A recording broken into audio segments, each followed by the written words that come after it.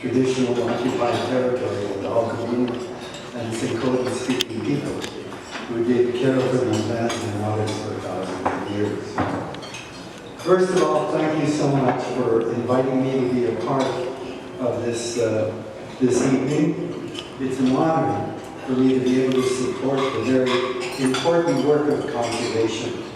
Conservation that I think is the counter to what is the predatory, omnivorous actions of our species on the planet.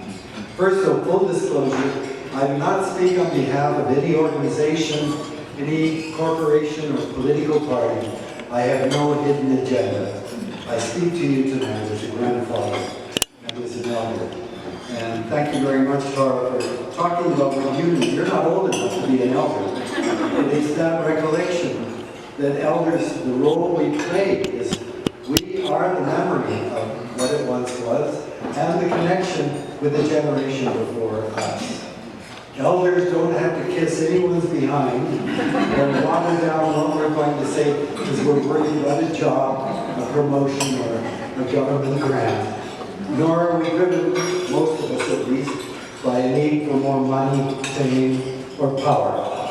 So we speak the truth from our hearts for the sake of our grandchildren and generations still to come. So I'd like to explore three questions this evening. The first is, what is the state of the world today? How did we get here? And why haven't we been able to act with the urgency that the threats require? So first of all, what is the state of the planet? After meeting at the COP15 conference on biodiversity in Montreal in 2022, delegates were ecstatic because they had set a target of 30 by 30. Protection of 30% of the terrestrial area of the planet by 2030. And that was proclaimed as a triumph to have that as our target, but a very difficult one to achieve. But wait a minute now. We are one species out of, we don't know how many others there are. I've seen estimates from 10 to 30 million. We're one species out of 30 million. And we think it's a triumph to say we're going to protect 30% of the land for all of you others, but we're going to take over 70% of it. Somehow, something doesn't quite compute. Energy is the necessity for all life on Earth. The net primary productivity is a measure of how much energy we capture by photosynthesis in the land and the water.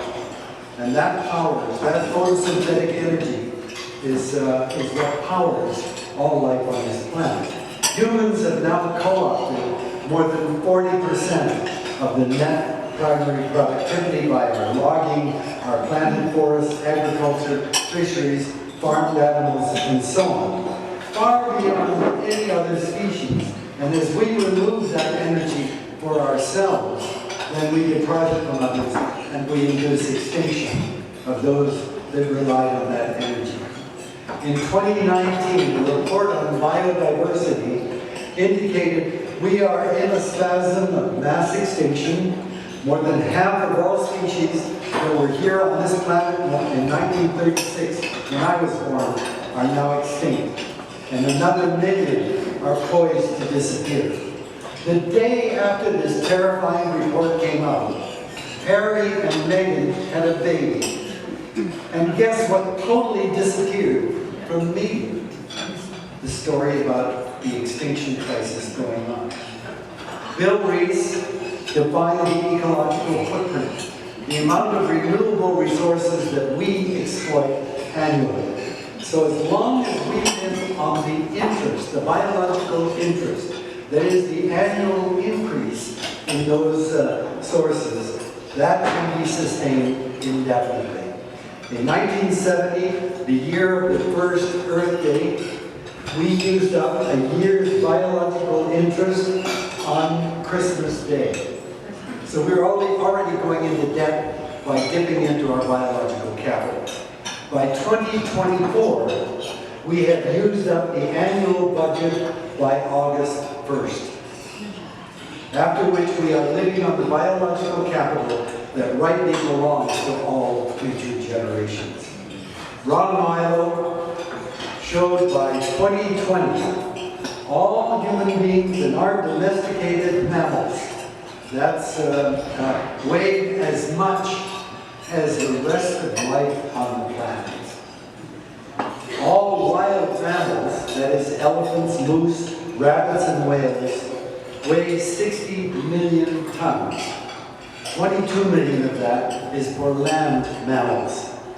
Humans alone in 2020 weighed another 630 million tons.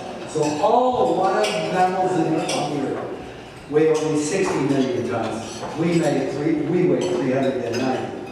Domesticated mammals, the horses, the cows, the pigs, and all of the things for us, weigh another 630 million tons. 10 times the weight of all of the wild mammals left on the planet. Johann Rockström has defined 9 planetary boundaries for all animals. Breaching any one of the 9 represents a huge threat to survival. Those 9 boundaries are climate change, biodiversity loss, ozone depletion, ocean acidification, that results because carbon dioxide dissolves in the oceans as carbonic acid and therefore acidifies the ocean. Biogeochemical flows, that is nitrogen and phosphorus used deliberately on farm fields that are flowing into the oceans and causing death zones. Land use change, from dams, clear-cut cities, and agriculture. Freshwater use, atmospheric aerosol loading, and chemical pollution. We have breached 7 of the 9 boundaries. Only aerosol loading and ozone loss remain in the safe zone. And Rockström claims, but I don't believe him, that we have 5 years in which we have to, in all 7 zones, we have to get back into a safe area. Well, I mean, if that's supposed to be hopeful, we've had 29 COP meetings on one boundary, climate, and we have yet to even cap greenhouse gas emissions, which should have been eliminated by now. In 1992, a remarkable document called World Scientist Warning to Humanity was signed by over 1,500 senior scientists from 71 countries, including more than half of all Nobel Prize winners alive at that time. And here's what it said. Human beings and the natural world are on a collision course. Human activities inflict harsh and often irreversible damage on the environment and on critical resources. If not checked, many of our current practices put at serious risk the future we wish for human society and the plant and animal kingdoms. End quote. Later in the document, the words grow even more grim. No more than 1 or a few decades remain before the chance to avert the threats will be lost. This is 1992. And the prospects for humanity greatly diminished. A great change in our stewardship of the earth and life on it is required. If vast human misery is to be avoided and our global home on this planet is not to be irretrievably mutilated. End of quote. The areas of collision were those planetary boundaries that Johann Rockström has defined. And they urged in 1992 that the most critical steps that had to be started immediately, there were 5 of them. 1, bring environmentally damaging activities under control and protect the integrity of the Earth's systems. 2, manage crucial resources, non-renewable resources like minerals coming from the Earth, more effectively. 3, stabilize population. 4, reduce and eventually eliminate poverty. And 5, ensure sexual equality and guarantee women control over their own reproductive decisions. So this is what the 5 big steps were needed to take us off the destructive path we were on. Since that warning was released in 1992, scientists have published a series of papers, all beginning World Scientist Warning. They cover the crisis in 49 areas, from trees to insects, worms, coral reefs, and racism. And there are 75 more papers being written, and they all tell us we are heading down a very destructive path. The science is in. We are undermining the life support systems of the planet. In 2017, World Scientist Warning to Humanity, a second notice, was signed by more than 15,000 scientists from 184 countries in the world, and showed that the warnings 25 years earlier had not been paid attention to. How many of you here have even, that's wow, and you're probably scientists. But here is where the problem is. The warnings have come, but we haven't paid attention. 5 years after the 2017 World Scientist Warning, another document was issued called World Scientist Warning of a Climate Emergency 2022. And the first sentence was, we are now at code red on the planet Earth.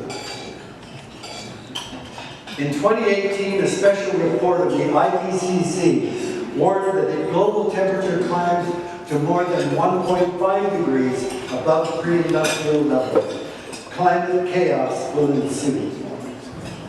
We reached 1.5 this year. The planet is under assault by the deadliest predator and omnivore in the history of life on this world, on this planet. There have been other mass extinction episodes that extinguished up to 95% of the plants and animals in the fossil record. But after each episode of extinction, life did recover in diversity and abundance. But it takes up to 10 million years. We have been around as a species for 200,000 years. We are the only species aware of the threat of imminent extinction. We are aware of the cause. We look in the mirror and there it is. And the solutions we are aware of to get us out of this predicament. So, how the hell did we get here? Every culture has its origin stories that explain how we got here. And now, science provides one that goes back beyond human memory. I am a biologist, and that shapes the way I see the world and all life on it. Science allows us to probe back before humans existed. Even ask, when did life begin? Or when was the earth formed? Or even, when was the universe formed? Those are hard questions. The evolution of life, we think, began about 3.9 billion years ago. And it's a magnificent story that only science could attempt to answer with any kind of credibility. Throughout all the time that life has existed, the planet has undergone enormous changes. The sun is 30% warmer than it was 4 billion years ago. The atmosphere has changed from no oxygen at all to 20% of the atmosphere being oxygen. Great tectonic plates have pulled apart, smashed together, moved around, and mountains have risen up and worn down. Oceans have filled and emptied. Warm periods have been punctuated by ice ages. Magnetic poles have reversed and re-reversed, and all the while, life has survived and flourished.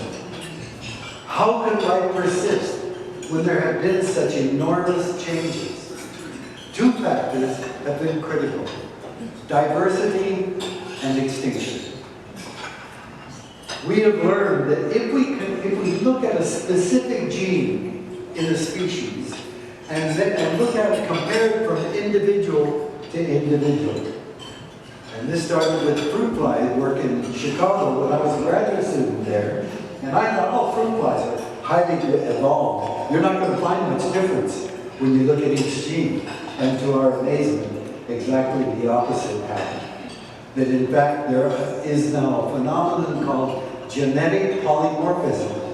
And the very measure of the health of a species is the degree to which there is a great deal of genetic diversity within it. That's, and philopathy, a new term I got from Daniel Pauly just recently, is love of place. Philopathy tells us that organisms, even if they're the same species, they evolve slight differences because they love that place. So if you look at cedar trees from one valley to the next, you might say, well, they're cedar trees. But if you look at their genes, you're going to find slight differences that are related to their location. If you want to look at herring, go from one bay to another, and guess what? There are going to be little differences. Philopathy. Genetic diversity provides options as conditions change. Diversity of species and within ecosystems, and compare a rainforest like the Amazon with the desert or tundra, and you see the rainforest with all of the species has much greater flexibility as conditions change. And diversity of ecosystems across the planet provides stability in the face of ecological disruption. So like Russian dolls, life has built life of diversity upon diversity upon diversity, at the gene, at the species, and at the ecosystem levels. Humans have added another kind of diversity to what Wade Davis calls the ethnosphere. That is the sum total of all cultures that have evolved on the planet, make another level of complexity he calls the ethnosphere. And in the ethnosphere, it is diversity of language and culture that has enabled humans to live in such diverse ecosystems around the planet. So diversity is a very critical factor in terms of resilience and adaptability of all species, but also human beings over time. As more suitable genes, species, or ecosystems evolved or moved in to survive in a changing environment, those less compatible with the new conditions had to give way. 99.9999% of all species that have ever existed in 3.9 billion years are extinct. Extinction is natural and necessary part of evolution. Monoculture of genes, that is greater homogeneity of genes, or of species, or of even ecosystems, as we do in agriculture, forestry, and fisheries, is highly vulnerable as we pass planetary boundaries. Diversity is going to be one of the key to get through these boundary changes that we're going through. The American ideal of a melting pot for their culture loses diversity in favor of homogeneity, while Canada's embrace of cultural mosaicism and diversity, equity, inclusion policies is far better. And that's why the U.S. should be trying to become a Canadian province.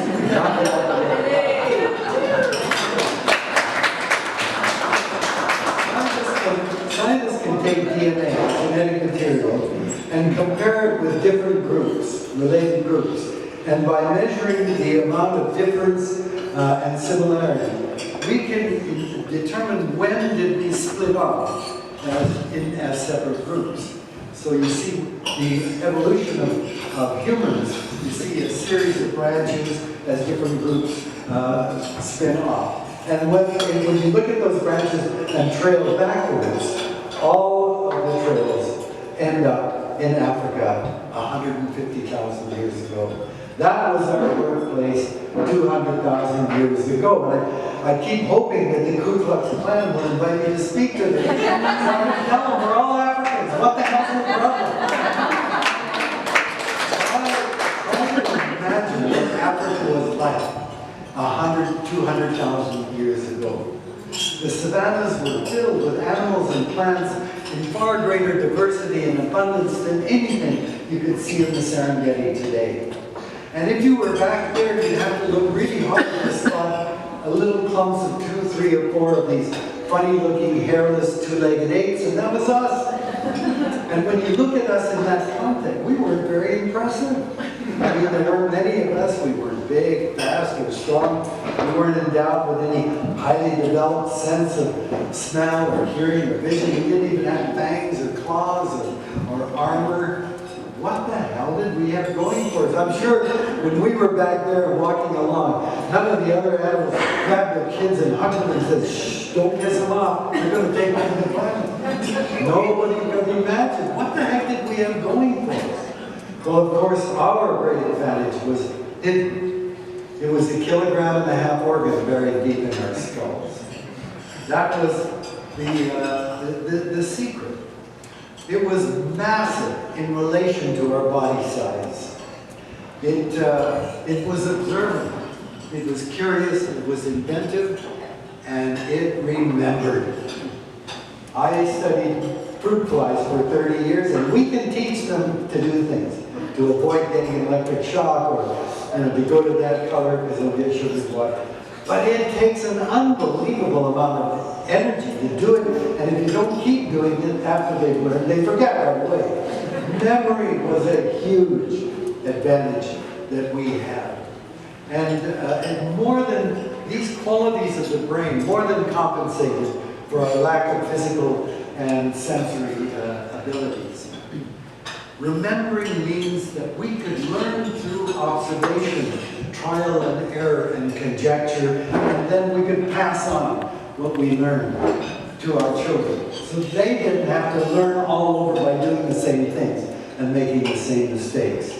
And so we learned to use symbols, a handprint on a cave wall, a stick propped against a rock, or even a pile of stones.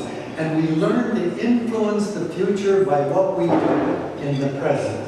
You know, you're walking along a trail, it branches, and you go, oh yeah, Dad went to the right, and he damn near got killed by a saber-toothed tiger. And Mom went left, and she found lots of good roots to eat, so let's go left. Foresight. Foresight was the one great advantage that we had. To look ahead, to recognize dangers and opportunities, and deliberately choose to avoid danger and exploit opportunities. A critical part of our success as a species. And its importance is indicated for several years. Noah was a carpenter, and he's told to build an ark. There's a flood coming, and he did, and survived the flood.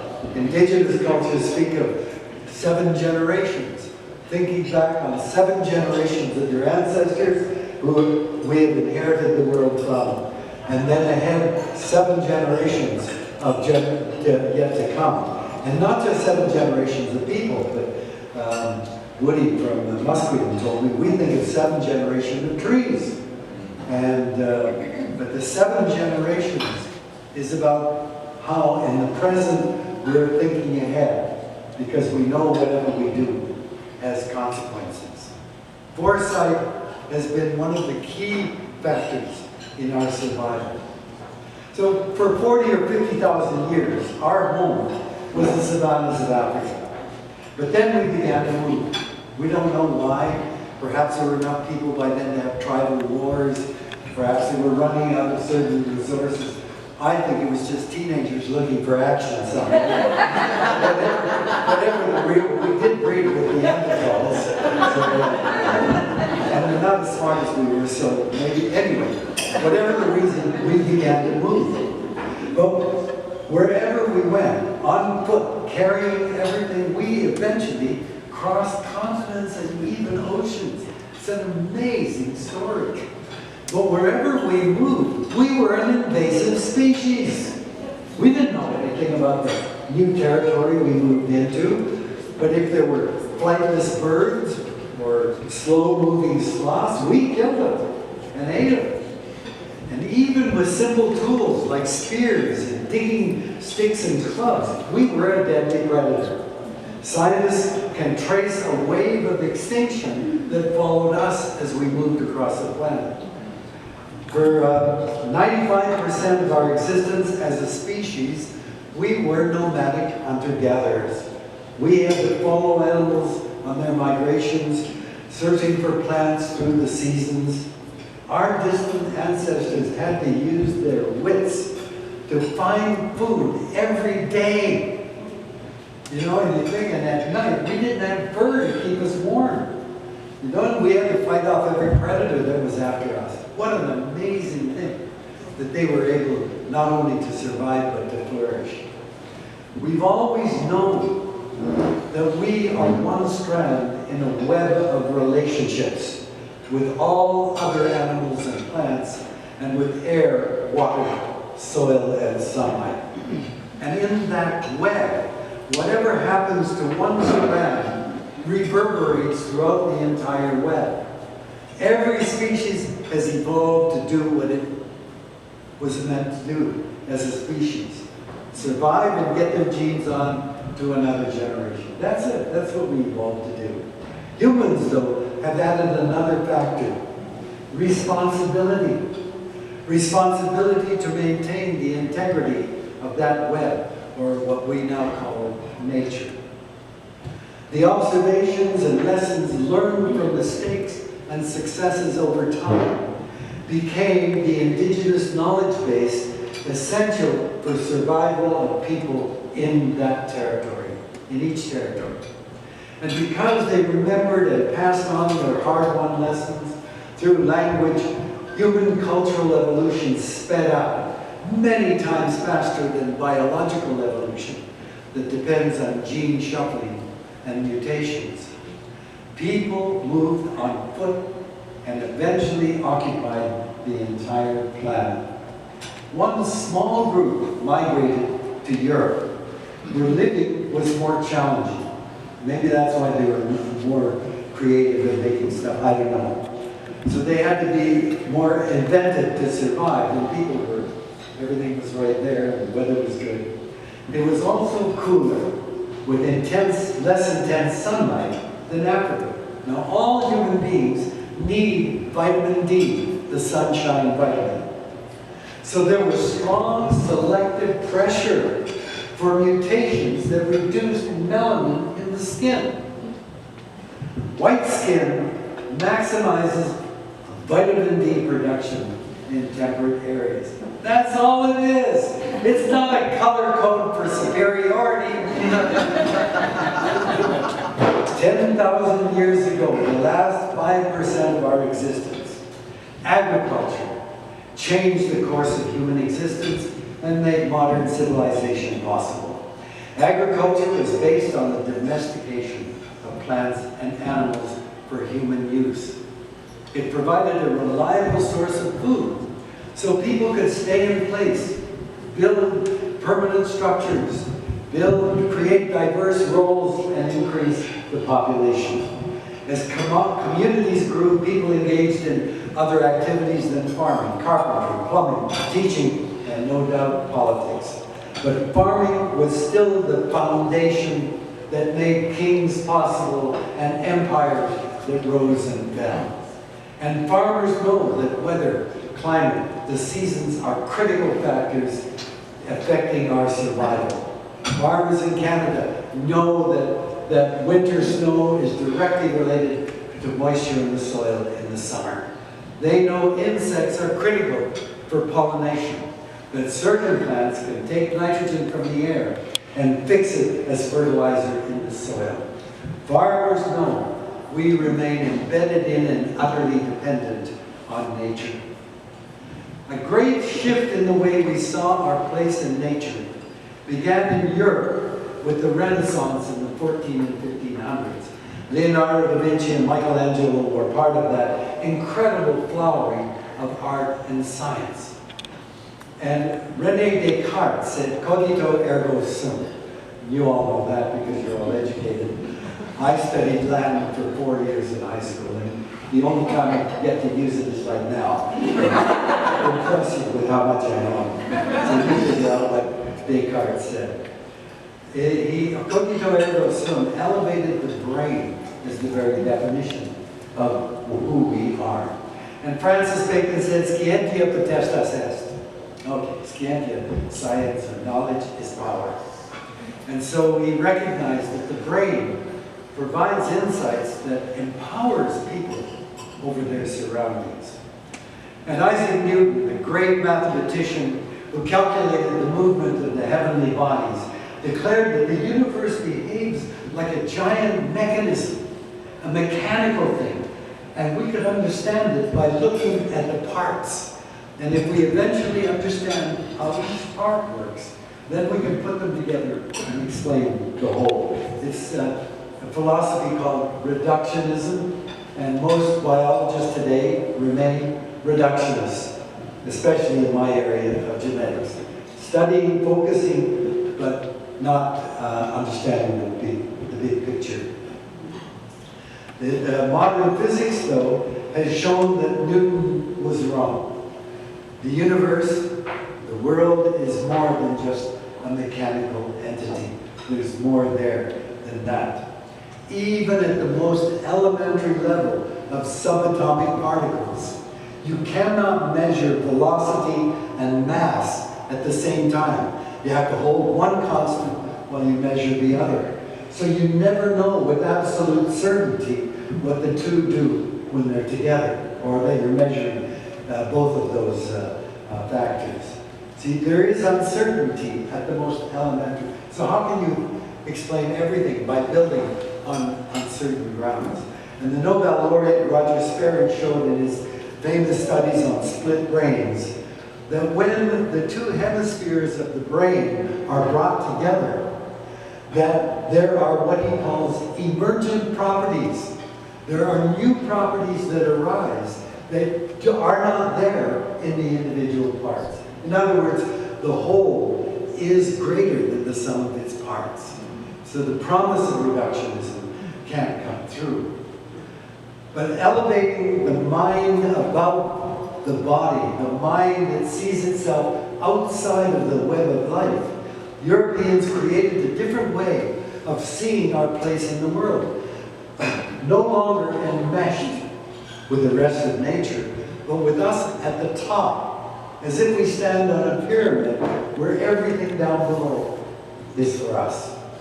And that's the way, shortly after the Newtonian revolution, we learned to navigate by the stars.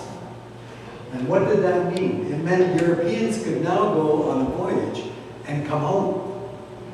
I met indigenous people in the Tahitian Islands there, and they were great sailors and navigators, but they always knew when they were going on their voyage of exploration, it was a one-way trip.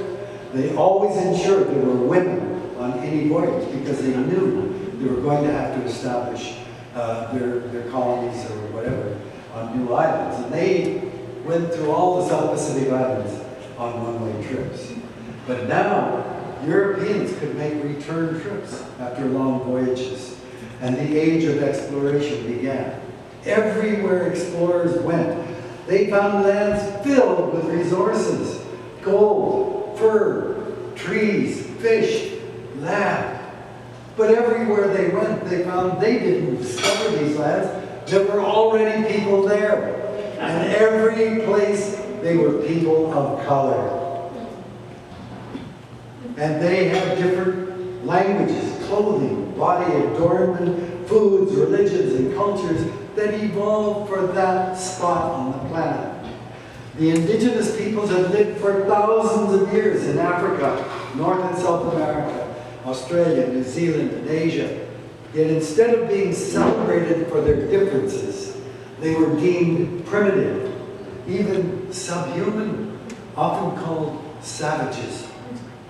And they had different relationships with the land that made them an impediment to the newcomers whose primary drive was to get those resources. Genocide, occupation, brutal repression were strategies employed to support the drive for resources. Colonizers had no interest in or respect for the people, how they got there, or how they had managed to live in place for so long. And so the newcomers learned nothing from them. Every European nation, Portugal, Spain, France, Italy, Holland, Austria, Germany, Denmark, and England, well, established colonies around the world. Well, they destroyed indigenous knowledge and language that were crucial for living in place. Survivors were forced to sign treaties, and an alien legal system imposed in an alien language. And they were forced to live on tiny reservations. So white patriarch supremacy was spread around the planet. It took 200,000 years for our species to reach a population of 1 billion people in the early 1800s. I think it was around 1810. And even in 1900, most of the 1.6 billion people lived in rural village communities because farming was the key to survival and our way of life. 200 years ago, though, the Industrial Revolution took root. All organisms must live within boundaries imposed by their genetic makeup and the natural world. But with machines, we could escape the constraints of biology. Machines could work tirelessly at repetitive tasks without getting bored, or without having to take a lunch or a pee break. They could move enormous weights.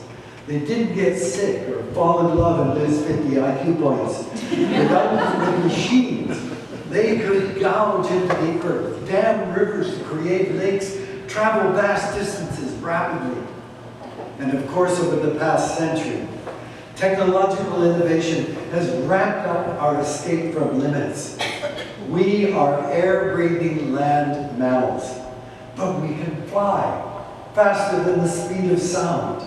We can live underwater, pump through Earth's crust, communicate instantly around the world, release energy by breaking atoms apart, escape gravity, and live in space.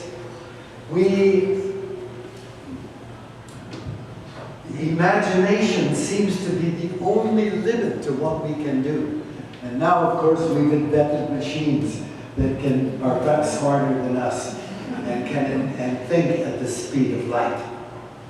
At the same time as new technology exploded, so did population, as humanity underwent a huge shift from rural village communities built around agriculture to big city living.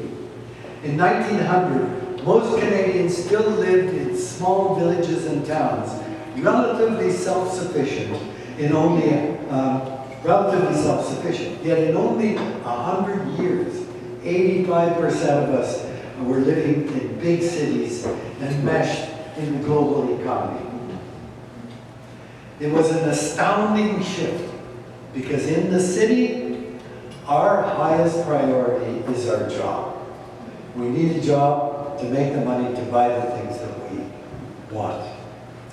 And in a city, we feel separate and isolated from nature, which is out there in wilderness and parks. And that, I believe, is our deadliest fallacy. Just because you're able to conserve more and more parts of Salt Spring doesn't mean the folks in cities aren't affected by that. The idea that we're separate from wilderness is well, it's suicidal to believe that, because we haven't learned the most important facts of life. Let me give you a lesson for survival. If we don't have air for 3 or 4 minutes, we die. Air is clean air is the greatest need that we have. If you have to breathe contaminated air, we get sick.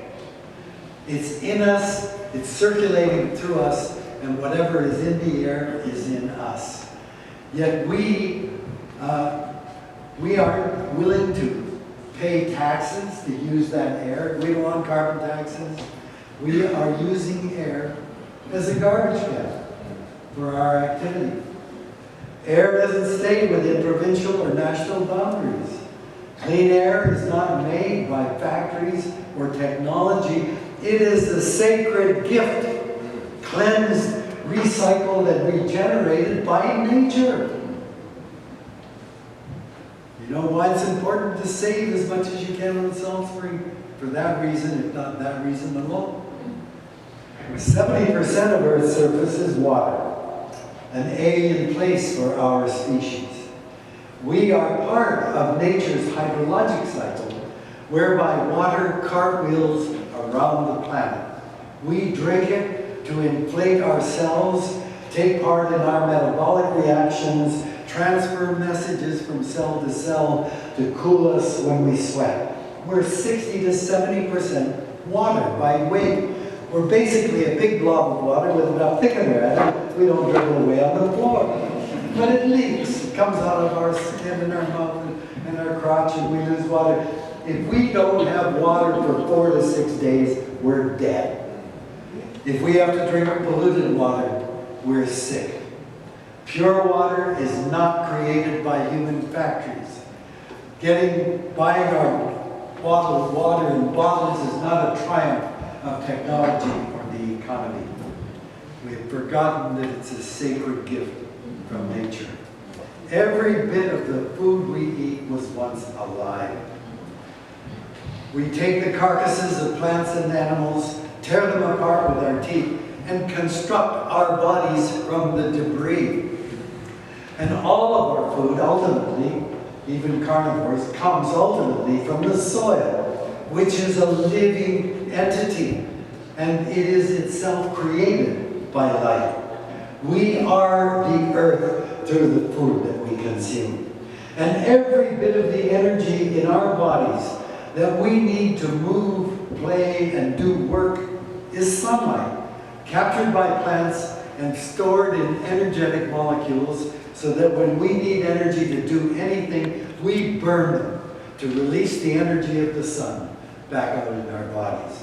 And all of the energy we release by burning fuels, wood, dung, peat, gas, oil, coal, is sunlight captured by plants. Those are the basic elements that make our lives and our livelihoods possible. Earth, air, water, and fire from the sun, generously cleansed, recycled, and regenerated by the web of all other living beings. That should be the basic foundation of our education that should start at home and then continue throughout our formal education. Why can't we react, though, to avoid the threats that the scientists have warned us about?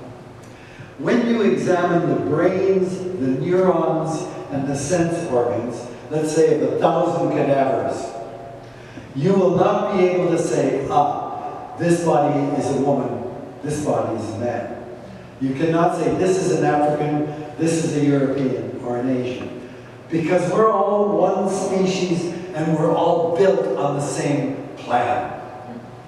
And yet, that means that we all receive, any one of us, we receive the same input coming at us from the environment through our sense organs and transmitted to our brains. Yet ask a man and a woman about sex, about love and family. Ask a Catholic or a Protestant living in Northern Ireland about English soldiers in Ireland during the Troubles. Ask Palestinians and Israelis about Gaza. Ask a street person and a stock speculator on Wall Street about money. or welfare. You would think they live on different planets. What we see and how we respond is profoundly influenced by gender, ethnicity, religion, language, culture, socioeconomic status, and individual experiences. I visited a village in the Andes Mountains of Peru with Wade Davis, where I learned that the children in that village are taught that the mountain is an apu, which means God. And as long as that apu casts its shadow on the village, it will determine the fate of everyone in that village.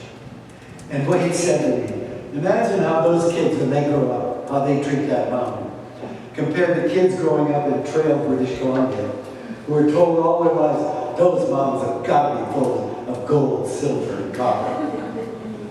The way we see the world shapes the way we respond to it. Is a river the circulatory system of the land, or merely irrigation, power, transportation, and entertainment? Is a forest a community of life, or just timber and pulp? Is soil alive, or just dirt? Is another species our relative, or a resource? Is the planet our mother that gives us birth and succors us, or just a huge opportunity? In science fiction films, when aliens from another galaxy discover Earth and begin to kill humans indiscriminately, the world acts as one, and the Russian and Chinese and American leaders are all working together against that common enemy.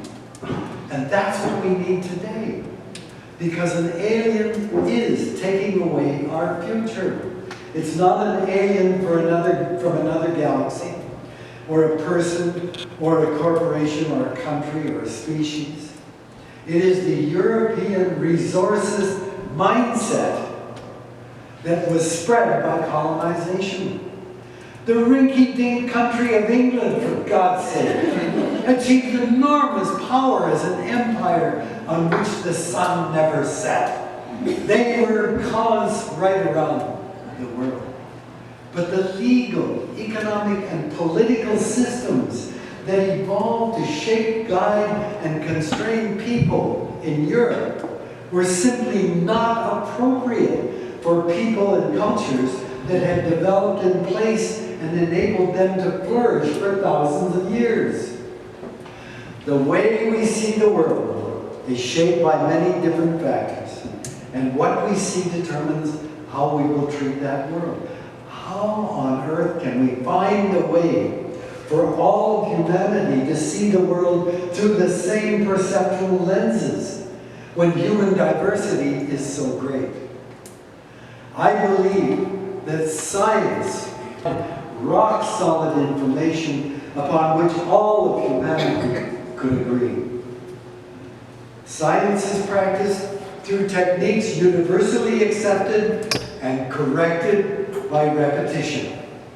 Scientists are humans and subject to all of the biases of gender, ethnicity, religion, and so on that does influence what questions are asked and how results are interpreted. But science is self-correcting by newer techniques, newer ideas, attempts to reproduce the results. You know, when psychology began to be practiced by women, you wouldn't believe the changes that happened in that discipline. And it's the same when people of color began to do things. It changed the perspective. But science is ultimately self-correcting, and it's most powerful in its simple description of the basic features of the planet. Today, when we no longer feel bound by natural laws or planetary boundaries, foresight becomes even more important. And scientists armed with supercomputers have been warning us for decades that we have to pay attention to the world as biological creatures with biological needs. The scientists who signed World Scientist Warning to Humanity were acting in the best tradition of our species, looking ahead, seeing the dangers, and pointing to the opportunities, but we haven't responded appropriately because we failed to recognize a fundamental truth. We are animals completely embedded in and dependent on nature. That's the recognition that is essential for the way we proceed from here on. As a zoologist, I've always been focused on animals, and I regret that. It is so humbling to think of trees. When a tree seed lands, it's stuck. You can't say, what a shitty piece of land. I'll go over there. You know, and I'm always amazed to see trees in British Columbia that are growing on solid rock. You know, and you look at the way their roots have managed to find a little crack and go down and eke out what it needs. It's so humbling to see that. And, you know, they can live that way for hundreds of years. Every tree builds itself so modestly from carbon dioxide, water, and sunlight. That's all it does. And it has to defend itself against all manner of things from the time the seed is formed to when it's a tiny little treeling like that, to even as it grows up, everything wants to eat it. Yet they survive for hundreds of years. We have to learn a hell of a lot from that. And to this day, it is trees and all of their plant relatives that create the oxygen-rich atmosphere that we animals need. We're here because of nature. The ancient trees have so much to teach us, yet we are trashing British Columbia's great forests at a terrifying rate. 30 years ago, 800 people were arrested for fighting against logging old growth in Clayoquot Sound. Yet it didn't stop British Columbia from hammering old growth. So now 1,200 people have been arrested for protesting old growth logging in Fairy Creek. We have to be more thoughtful and learn to see the world as it really is, a complex of sky, water, and land, occupied by millions of species of animals, plants, and microorganisms, each doing their thing within a collective whole that we are a part of. And if we see the world today this way, then it seems to me we have to be filled with gratitude and understand the urgent need to stop all of our intrusions on what wild nature is left and make the part of Earth that we have already despoiled available for wild nature to return. We have become so estranged from wild nature that we need to reconnect psychically and physically. The planet is our home. All life on Earth is interconnected and interdependent. We have to take far better care of nature, and that means pulling back and allowing her to flourish again. In acknowledging what nature provides us, we have to thank her for her generosity and promise in turn to act in a good way to ensure her continuing generosity. We are nature. Whatever we do to nature, we do to ourselves. What I've told you so far, all I have learned from Indigenous people in different parts of the world. How can we shift from the current anthropocentric worldview, where we think we're the center of the action, to that is the heart of our laws, economy, and politics, and that drives our destructive ways? Let me end with a piece about Indigenous communities that comes from Our Common Future, the Brundtland Commission report in 1987. Quote, "These communities are the repositories of vast accumulation of traditional knowledge and experience that links with its ancient origins. Their disappearance is a loss for the larger society, which could learn a great deal from their traditional skills in sustainably managing very complex ecological systems. It is a terrible irony that as formal development reaches more deeply into rainforests, deserts, and other isolated environments. It tends to destroy the only cultures that have proved able to thrive in these environments. End of quote. And that's why we need what Mi'kmaq elder Albert Marshall calls two-eyed seeing. Seeing the world through the lenses of science within the context of Indigenous knowledge and values. Thank you.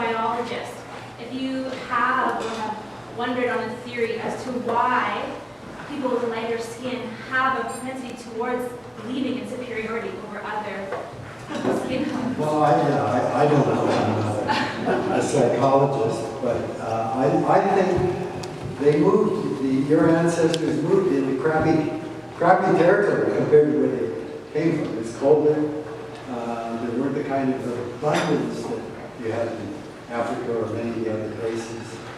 But so they had to be technologically, creative, but there was more pressure on them to find ways of catching your food, preserving it, and all that.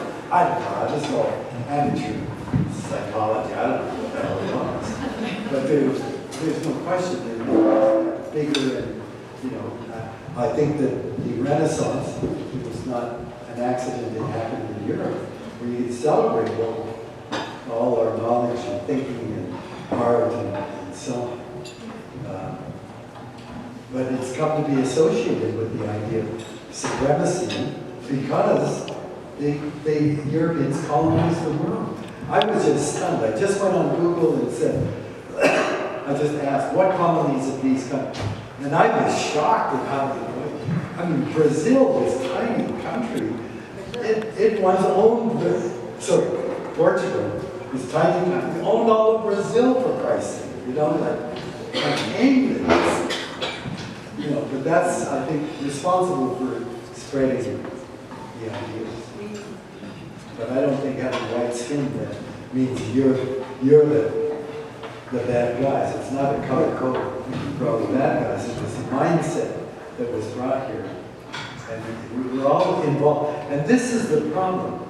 I normally give a complete speech on why the economy, the laws, and politics are out of sync with the world, and why those of us that have been trying to work within the system, trying to get incremental change, reduce the amount of carbon by so much per year, and all these things. We're just supporting the system that is driving us. So, I just gave a speech to Fortune 500. These are big shots, right? And they're concerned that their kids are telling them something's wrong. What can we do? And I said, the problem is the underlying system. You're driven by the need for profit, and growth of profit is a measure of success. I said, how much do you guys want? You know, is there no time to say that's enough, we're going to do other things? I said, no, you need to have a different underpinning of why you go. And that is that growth is a creed of cancer, so we don't want growth as one of the driving forces. But we also have to inculcate air, water, soil, and biodiversity as a foundation. Whatever we do, we can't mess with that. And one of the audience said, yeah, but if we do that, we'll have to go out of business. I said, I'm sorry, but yeah, what the hell? We're all trapped, even with the people that are really concerned with the environment, and they have companies and they're taking some of their money and giving it to environmentalists. They're still caught up with it. The measure of success of a corporation is how much did you make last year. And growth is the definition of success. And so it's, you know, I realize we're not, and most of you may have seen the interview I did with the iPolitics, in which I said it's too late. It's too late to avoid the tipping points that we've been told over and over by scientists. Don't go past them. 7 out of 9 planetary boundaries. You know, we haven't even been able to bring the biggest one, carbon emissions. We haven't even capped it. We're still growing. And we're in deep trouble from climate change. And so the economy is so destructive, and yet economics is built on the same word as ecology. Ecology is a study of our home. Economics is its management. Now, if economists would go say, look, before we do that, what are the ecologists saying again? We've got to pay attention to what the ecologists are finding in terms of planetary boundaries and all that. Whatever we do, we have to, but no, we're driven by, you know, I don't think a lot of the CEOs of oil companies, they're not stupid. I think many of them have children, and they all know what climate change is. But it's not their job, the way we've constructed the economy. It's not their job to reduce their emissions or to pay attention to the consequences of what we do. And that's why Danielle Smith is saying, no, we're going to become more efficient at the way we draw out the tar sands oil. But we're going to ship, we need it for the economy. But it's the countries we ship the oil to, that they're the ones that have to be responsible for burning it. So we continue to justify what we're doing because we don't see the bigger picture. And we're all trapped by that. And politics, the real problem here is once you're elected, your highest priority is getting re-elected. So everything you do has to pay off within the next, before the next election. And you know, in 1988, scientists meeting in Toronto, the first international conference on atmosphere in Toronto. Brian Mulroney was re-elected. He opened the conference. Gro Harlem Brundtland, the Prime Minister of Norway, gave the keynote speech. Stephen Harper chaired all of the sessions. So everybody was there. Sorry, who did I say? Yikes! Take that back, take that back. David Lewis. I got hot for my But the press release at the end of the Toronto conference, 1988, said, human beings are performing an uncontrolled, unprecedented experiment with the only home we have. And the threat of global warming is second only to an all-out global nuclear war in terms of its threat. And called for a 20% reduction in greenhouse gas emissions in 15 years. If the world had done it, we would not have the problem of climate change that we have. We could have avoided it. So what happened? Mulroney set up a committee to say, can we reduce emissions by 15% in 20 years? Or 20% in 15 years? And the answer came back, yes, it's going to cost over $70 billion, but you're going to save a net over $100 billion. So you would think everybody would jump on it then. It's a win-win. Stop the threat from climate change, and we're going to make money in the end. And he didn't do it why. I never got to ask him why. But I'm sure it was because it made no political sense. If he was going to invest in, he had to invest that $70 billion up front, right away. He would take a shit kicking from the oil, the fossil fuel industry like mad. And 15 years later, someone else would be in government to say, hey, look at that, we've saved all this money. It made no political sense to do the right thing, because he wouldn't get credit for it at the end of 15 years. So politics, I think, prevented him from doing the right thing. And so the political system's fixed. The people most affected by what we do or do not do politically now are children, or future generations, for that matter, are trees, fish, birds. The Minister of Fisheries and Oceans, her priority is not fish and oceans. They don't vote. Her priority is the people that want to use the fish and oceans. Same thing with the Minister of Forests.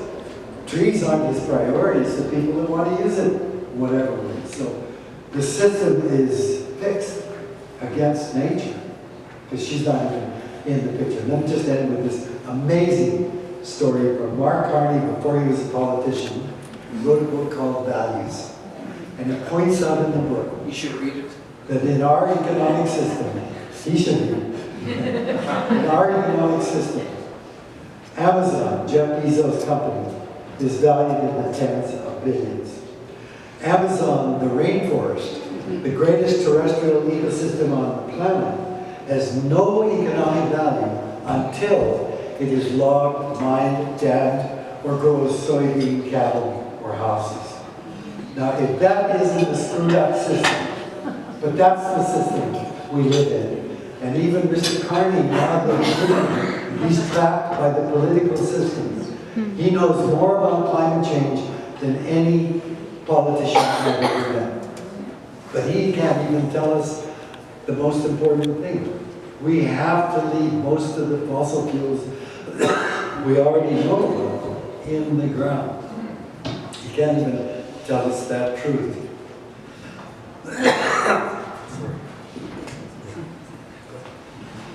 Someone way back there. Thank you, David. Question from this table. We got anyone from this table? I can ask a question. So, Hi, thank you so much. It was a lovely speech. I heard you mention before that, as you were saying, we cannot work necessarily within the political system, and that if we want to see change, we have to do it like in our local communities. But a lot of things, the issues are we're not in relation with each other or with the land. So what are opportunities or ways you see moving forward for reconnecting communities and reconnecting people in our local environments and like in place so that we can do that work in a place-based way? Yeah, so for me, I completely shifted when I said it's too late. I meant, you know, after my organization, thanks to Tara, she really founded the organization, and we've been in existence for what, 35 years? And we don't take government money. We don't take any corporate money that comes from corporations that are involved in what we're doing. Our constituency are people who send us 15, 20, for whom a $30 donation is a big donation for them. Those are the people that support us. And they have carried us through all kinds of difficult times. And I'm grateful for them. And after 35 years, that's over $100 million of money from those people, and we have failed. We have failed to shift it, and now the science says we've passed all of these tipping points. Now, of course, we still need pressure because we don't, you know, we're trying to maximize our opportunities that are left for us. And people want to work on that, okay, fine. But we have to have a bit of sanity here. We can't keep doing the same thing over and over again, thinking this time it's going to make a difference. That's what we thought every time there was a COP meeting, over and over again. We can't keep doing that. So, but I happen to think civil disobedience is the next step for anyone that wants to really have an effect. But I say, every parent of young children, you've made a huge commitment into the future. And if you have young children and are not a warrior on your child's behalf, then you don't love your children. It's got to be love that is going to transform. You know, my experience, when people have gone to university, they get a job, they buy a house, they get married, they have kids, and when people like me come around and say, sorry, you can't do it this way, you got to, they get mad. And I don't blame them. You know, they put in all that effort to get where they are. Now this asshole is trying to tell me, you got to change my gut to change mine. No. But if children come and say, Dad, Mom, I'm worried. If you don't pay attention to that, that's, it seems to me, the weak point in adults and the opportunity for environmentalists. I personally, I think that the fossil fuel industry and corporations are so powerful, even when governments are going to say we have to do something, they're going to still do it the way the tobacco industry did, the way the plastics industry is doing it now. Denial and keep going on as long as they can. Mother Nature is finally going to be undeniable. And so I thought Katrina would do it, I thought Hurricane Andrew would do it, but the hurricanes, the storms, the floods, it's getting worse and worse. Governments are going to have to respond. So that's where I think it's at. Meanwhile, I like what Finland is doing. Finland, as you know, is rated by the UN as the happiest country in the world. And recently, Finland sent a letter to all of their citizens and said, look, it's going to hit the fan. Shit is going to happen. We passed too many tipping points. It's going to happen. We don't know what it's going to be. But when it happens, government will not be able to respond with the speed and on the scale that is going to be needed. So get your act together. Start meeting with all of the people in your block and start preparing. Find out who on that block can't walk, so they're going to need help. Who on that block has water, who has a generator, who has skills to operate a tractor or a chainsaw, what are the escape routes, all of that stuff. And I believe that in finding these problems we face today is alienation and loneliness.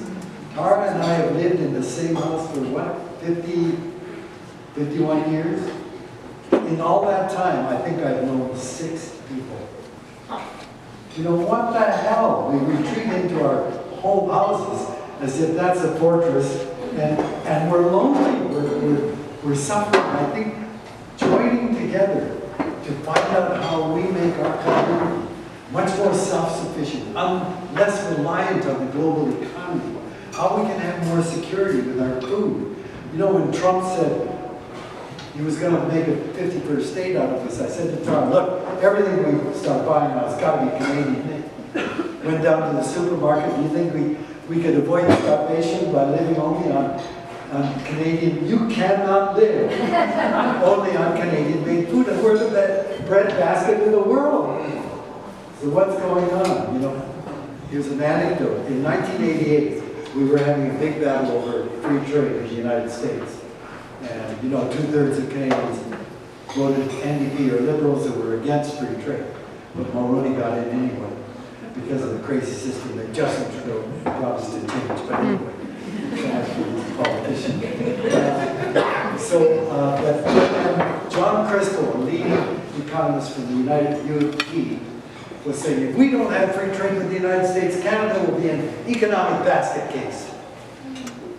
So I happened to be at a meeting in the United States, and I met an eminent economist named Kenneth Bowley. And I said, Dr. Bowley, John Crystal says that we will be a basket case if we don't have free trade with the U.S. Is that right? And he said, if you want to find out how well off you are, imagine you go to bed tonight, and you wake up the next morning and the whole world has disappeared and there's only Canada and 200 miles of ocean. He said, would you starve? Of course not. We're one of the bread baskets of the world. Would you lack for minerals or wood or any of the raw resources to make it? Of course not. We're one of the most endowed countries in the world. Would you lack for an educated population to make whatever you need? Of course not. He said, by any criteria you want to use, Canada should be the envy of most countries in the world. You are rich in people and resources beyond the vast majority of countries in the world. It's globalization of the economy that makes you an imminent basket case.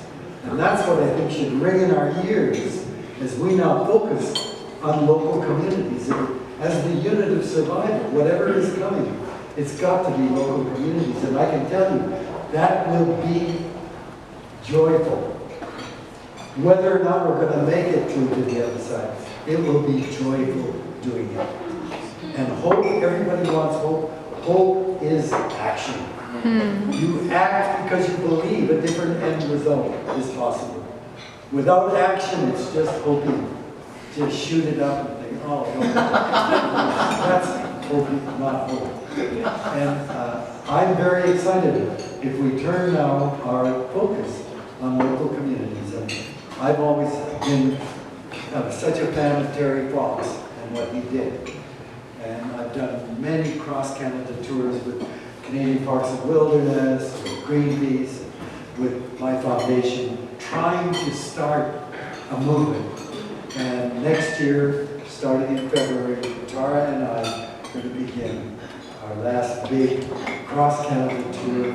We're now booked in 15 cities in southern Ontario, from Sudbury and Ottawa down to Windsor. And that's just an experiment.